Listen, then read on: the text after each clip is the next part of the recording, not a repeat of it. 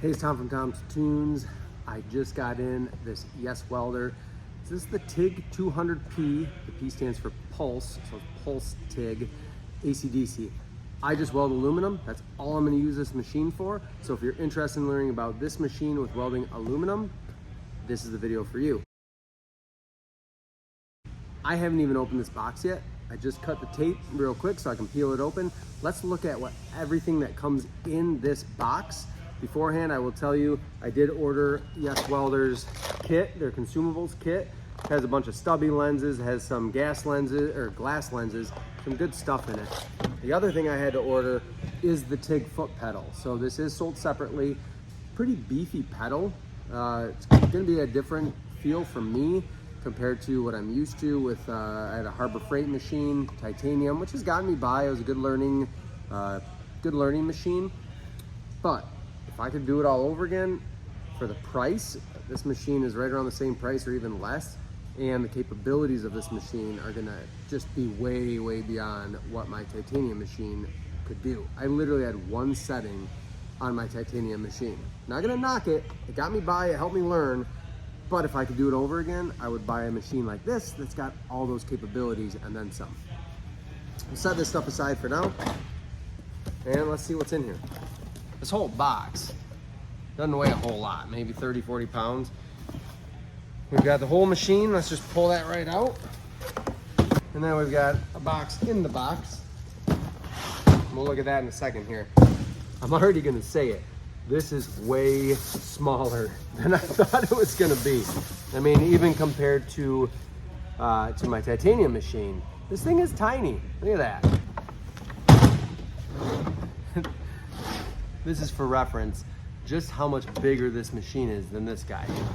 Way more capabilities and a way smaller package. I'm already excited about that. This is all I had on my original machine. It was just heat. That's it. That's all I could adjust. This one, it's got a full digital screen. It's gonna give me a lot more options. I'm gonna get this out of here. I just took this off my cart. So now I've got my Pulse MIG YesWelder machine, and this is gonna go right next to it. So this is that Pulse MIG from YesWelder. Again, I only use it for aluminum. We've got videos on this machine. Just a MIG setup. It's got a different liner in it, allows me to run with aluminum filler material. And we do run that on 100% argon. That's all I have. My two tanks on my car are both argon, and my portable tank is argon. I don't weld steel. I mean, as crazy as that sounds, I will one day. But for now, we're sticking with aluminum. On the back of this machine, really straightforward. We've got our plug. This is for 220, 240, and then it is capable of running on 110, so we'll look at that as well. But pretty simple on the back here. Power cable, gas input, power on and off switch. That's it. That's all we can really do with the machine so far. So let's look at our box that came with it. We've got an instruction manual. We've got our earth clamp or ground clamp. We've got a gas hose for the machine to your tank. We've got, what you call this, a whip. Again, I don't weld steel, so don't get after me on this one. Comment, what's this called? It's for stick welding. Totally different subject. I'm not going to talk about it. This will probably stay in the bag forever, if not for a really long time. And we've got our converter plug. This would take it from 220 and allow me to plug right into the wall. Obviously not going to be able to weld as thick of material. This just isn't going to get as hot. I've had luck up to 1/8 inch, but that's about maxing it out. So 1/8 inch aluminum with my welders in the past. Typically on 220, 240, I can weld up to 3/16 and actually get in deep enough. 1/4 inch is really pushing it. We'll set this aside because I am gonna run this on 220 today. I should mention in this video, I'm gonna keep things really simple. There's gonna be a second video to follow up to this where I'm gonna dig into the more advanced settings, but this is just gonna be getting you going. So you've never TIG welded in your life on aluminum. This is gonna be the video for you getting this machine up and running and how I approach, or how I learned to approach starting out aluminum welding. Here's the good stuff right here. This big old bag. You got the red handle, you got the torch in there.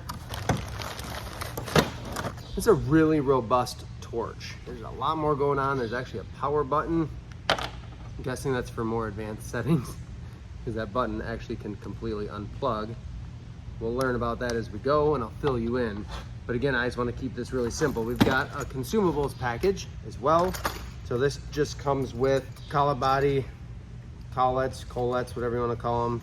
Again, I'm self-taught, so I just know where stuff goes and I plug it in and we weld with it. Number 4, 5, and 6 cup for your TIG torch. I'm going to be using a 3/32 tungsten. I usually either weld with, for aluminum, the blue tip, the 2% lanthanated, or the purple. Either option is what I go with. I already got a purple sharpened, ready to go. So we're gonna run with that for the first one. The way I'm gonna set up my torch, we're gonna take that collet body, we're gonna thread that in. We can take some pliers, tighten that in just gently. And then we're gonna need a cup. I'm usually welding with the number 6 cup. So this is a standard cup. Haven't tapped into that consumables kit yet. You just hand tighten that in. I'm gonna be using that 3/32. So we'll drop that in the back. Our tungsten is gonna go right in the back side and it will come out the front. We'll get there in a second here, but it's already just barely poking out the front there. If you're using a full length tungsten, this one's cut down, then you'd use this full length cap. And when I tighten the cap on the back, it's gonna pinch everything in, and now my tungsten can't move. Mine's always sticking out just about 1/8 of an inch there. My torch on this end is ready to weld with. What's nice about this is it's got some movement, some flexibility, so it's not super rigid. It's not gonna be pulling on you quite as hard. We can go ahead and hook in our earth ground or ground lead. Again, that's gonna go to the positive for aluminum TIG welding. Bring that in, give it that half turn in. I can hook up my gas line. This is for the tank to the welding machine. I'm gonna go ahead and just thread this in the back, and I will tighten this with a little adjustable wrench before we're all done. So in the middle of making this video, I went to hook up my TIG torch and things didn't look exactly what I'm used to or what I've welded with before. So I emailed YesWelder's customer service and they got back to me right away. I'm back at it. We're gonna finish this setup and get welding. I'm gonna come over to hooking up the TIG torch. We have 2 connections coming out of it. One, it looks the same as a foot pedal. I think they called it an avionic connection in the email, but that's the info going into the machine in terms of what power to output. So that's not gonna be used if I'm using the foot pedal. If I wasn't using the foot pedal, I'm assuming, I haven't even got there yet, but there's probably pre-settings that tie into this little button on the torch. I'm assuming that's how it's gonna go. We'll get there in later videos. So omit this for now, just let it hang. So normally on other machines I've welded with, I have my clamp or earth ground going into my positive when I'm aluminum TIG welding, AC TIG welding. I would typically hook a signal or avionic cable. My foot pedal would go into a spot on the machine, and then I would have the typical big connection I push in and twist, just like I did for the ground clamp here. That doesn't exist on this TIG torch.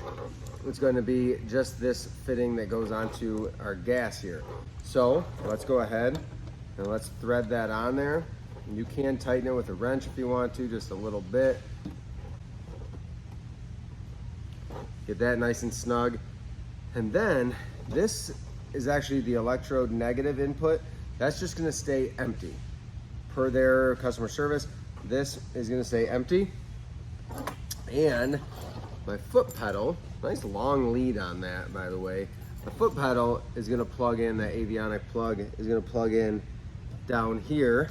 We plug right in, and then we're gonna spin that little fitting on there to lock it in place. Once that's threaded on, our machine is essentially ready to hook to gas and ready to weld. So just to review, I've got my ground clamp into the positive electrode here. I've got my foot pedal plugged into the middle plug down here. I've got my torch plugged in to the gas flow, and that is my electronegative hookup as well. That's how they sent me a picture how to set it up. And on the back side, remember we've got our gas into the gas fitting at the top. So I'm gonna go ahead and get this up on my cart behind me so I can hook gas to my argon tank. Remember, when you are TIG welding aluminum, typically any type of welding aluminum, it's gonna be 100% argon. That's what I'm running in my tanks behind me here. I'm gonna get this on the cart, get my gas hooked up, and then I'm gonna get my welding table over here so we can start welding. Got my gas hooked up here from the machine to my tank. My flow meter, I prefer this ball style. I've welded on the other style. This is my MIG tank here. And that works just fine, but this tends to be a little more accurate, and because TIG is a little more sensitive, I like to make sure I'm more accurate. I'm gonna be running somewhere right between 15 and 20 CFH. 17 is kind of that sweet spot, depending on what I'm welding. If I need a little more gas flow, I'm probably gonna crank it up to 20. If I'm welding an inside corner joint, I might get away with 15. Everybody's different there. It is 3/32 tungsten. We're gonna be using 3/32 filler material in this video as well. 5356 is what I prefer. So that's what I've got big boxes of down below here versus 4043. Everyone's different on what they prefer. I love the way 5356 lays in. I feel like it solidifies a little better. I have a little more control. I do think I have to weld a little hotter in order to use it, which just, again, this is my own observation. I could be totally wrong, but I just like the way it lays in better. That's all, I guess, the only reason I need, right?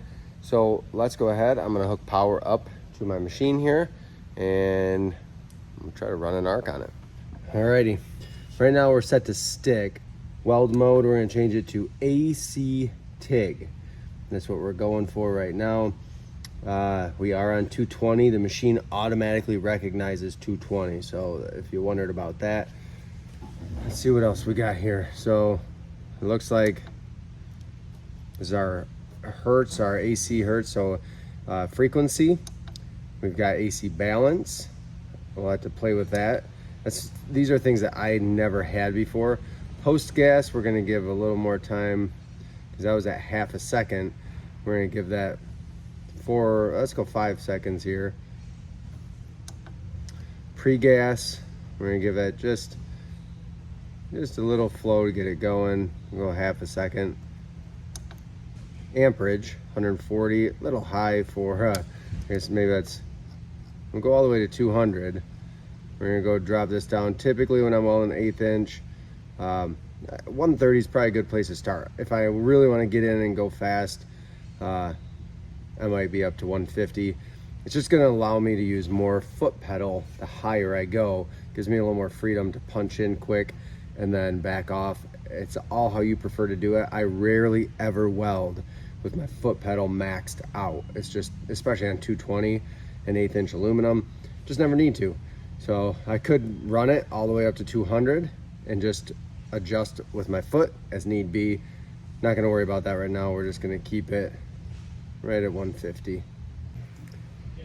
Couple really good videos out there on YouTube, welding tips and tricks for our balance and frequency. So frequency is in hertz. Essentially, the lower the frequency, it's gonna sound deeper, sort of, and that's gonna give us a way wider arc. And I mean, it has its applications from the research I've done. I've never had the ability to change this setting, so we're gonna experiment with it a little bit in this video. But from what I've done and people I've talked to, this goes all the way up to 250. 120, 130 seem to be sort of like a sweet spot from another welder that I've learned a lot from and I've bounced ideas off of before. So we're gonna set it there to start. And then balance is our cleaning action. So this machine goes from 15%, I'm assuming cleaning, some of them are different, but cleaning all the way up to 40% cleaning. We're gonna go on the higher side of that 15 to 40, we're gonna go 30% cleaning. So just to review, post gas is 5 seconds, pre-gas is half a second, and my amperage, my welding amperage, is at 150. I think that's all we need to. These other buttons right now, again, this is just getting you going. We could just start welding with this. These other buttons do the exact same thing. Okay, so no need to worry about that. This is a button called steps mode right here. No idea what that does, but it's obviously going to change something.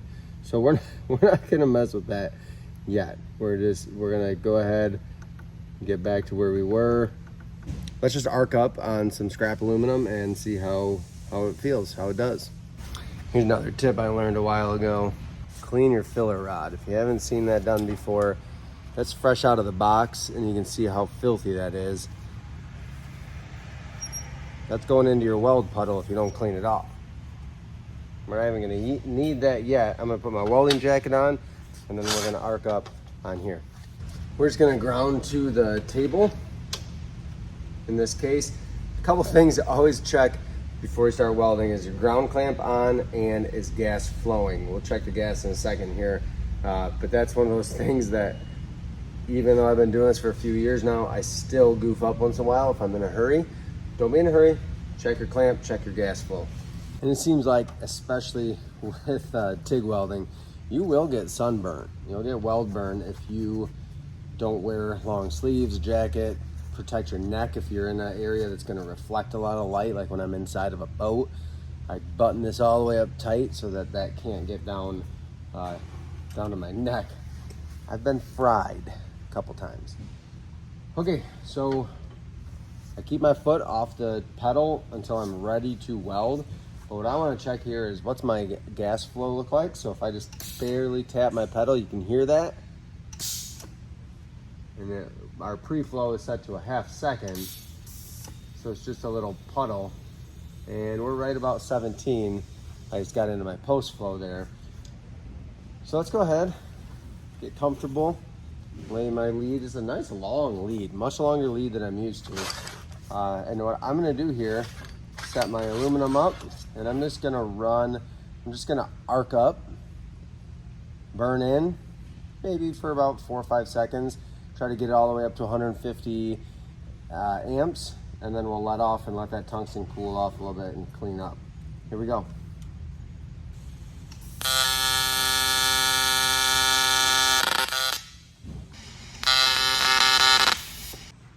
So I was fiddling around and I knew something wasn't right. So I went and checked it. It seemed like, to me, the connection, I wasn't able to hold a steady arc. You know, I was only able to burn in for like 3 or 4 seconds and I'd lose my arc.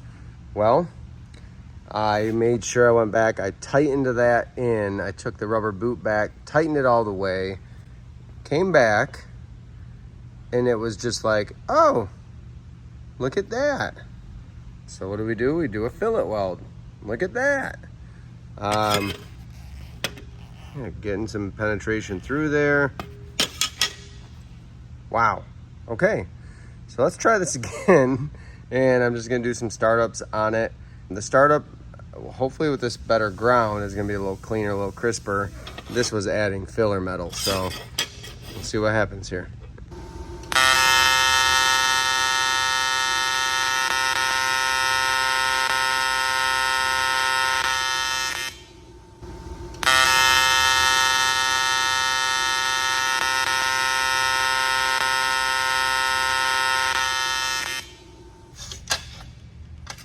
I was getting some pretty consistently inconsistent welds here. A couple times, later I did just fine. But then playing around with settings and stuff, my tungsten was turning black on me. The welds were still fairly clean, not perfect.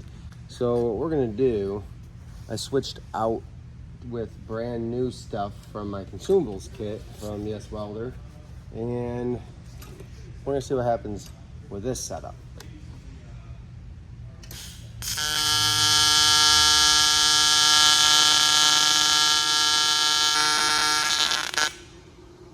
I like the look of that a lot better. I'm gonna go with a little more pre-flow.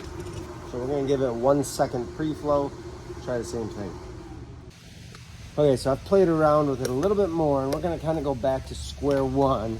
And I'm just gonna arc up One thing that I'm not used to is this has that pre-flow gas setting, so I'm gonna let the gas flow, keep my foot just on the pedal to get that arc, and then I can hammer in a little bit more heat and go from there. So I'm set at 160 amps. We are at 1 second pre-flow, 5 second post-flow, 30% cleaning or AC balance, 150 hertz. So let's see what happens here. I'm not gonna add any filler metal yet. We'll just arc up a couple times.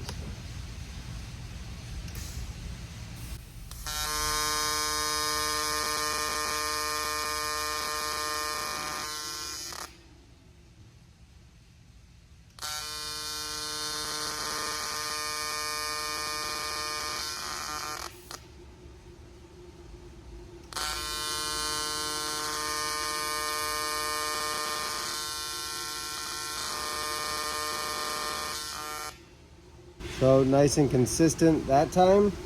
I'm gonna go ahead, arc up, and we'll just run a little bead here and see how that goes. Once I get that aluminum puddling and I see it metallic, shiny, then I'll start moving.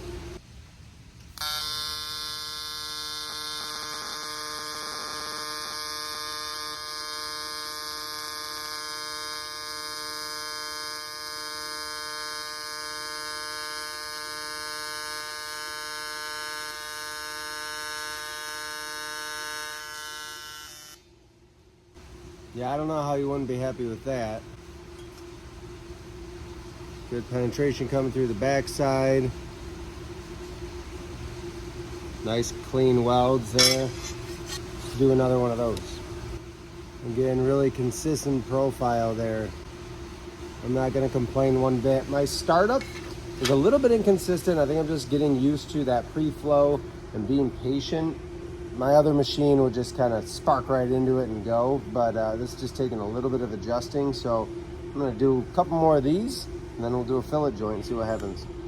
Yeah, that's about as consistent as it can be. And the fillet would be a little too easy, so I'm gonna take a couple of these pieces here and just a whole bunch of scrap and practice stuff we've been playing around with. And let's go ahead, let's do a butt joint.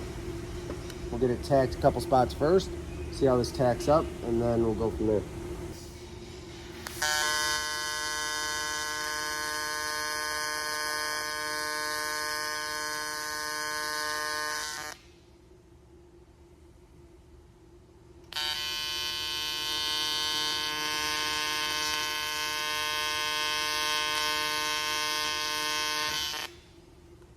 Nice little tacks. I'm gonna run this whole thing. Let's see what happens here.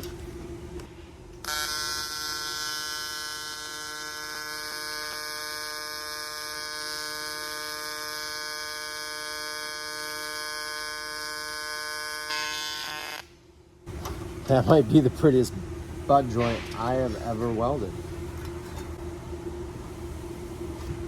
Could have got a little hotter on the backside there. I can see a little bit of heat poking through, but it's wet in really nice. Just maybe could have dumped a little more heat in, especially at the start. I was a little too tentative at the start there. So I'm gonna go ahead, I'm gonna fire in a hotter butt joint weld at the top here. And let's just see if I can bury through this 1/8 inch. I'm at 160 amps. So we're gonna go ahead and bury it down and see what happens. So with the focus on more heat, you can see the profile of that weld up here is much flatter. And just as we'd expect, we get heat all the way back here, but especially towards the end there. I'm sorry, towards the start there, where I was real flat. I backed off a little bit, but that is getting through that 1/8 inch no problem at 160 amps. Let's do a little fillet weld. I got a piece that's real hot and not so hot. Let's see how they come together.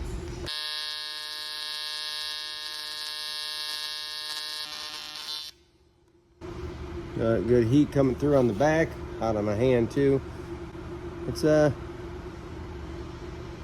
nice little fillet weld. All right, I'm gonna play around more with the pulse settings on this, and I'll let you know what I find. I guess the big takeaway here is getting used to that pre-flow was big for me, making sure my ground was connected properly with the machine.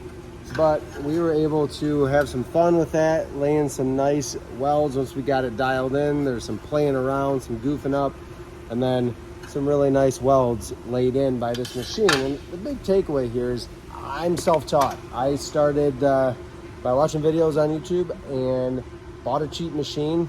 The biggest thing I wish I could have done was bought a machine like this one to start, so that I had the ability to change that AC balance, my frequency, to get my welds doing what I need them to do and more consistent. Because these, once I got it dialed in, they all are super consistent. What I'm seeing is consistent. I'm excited to play around with this machine some more. I hope this video was helpful for you getting it set up and the basics. But I got some work to do on just getting used to it, because I've been welding with the same machine for a few years now. And now I'm excited to get used to this machine. Thanks for watching. There are coupon codes below for YesWelder. 10% off, helps our channel, saves you a bunch of money. But keep that in mind. It's all in the description below. Thank you for watching.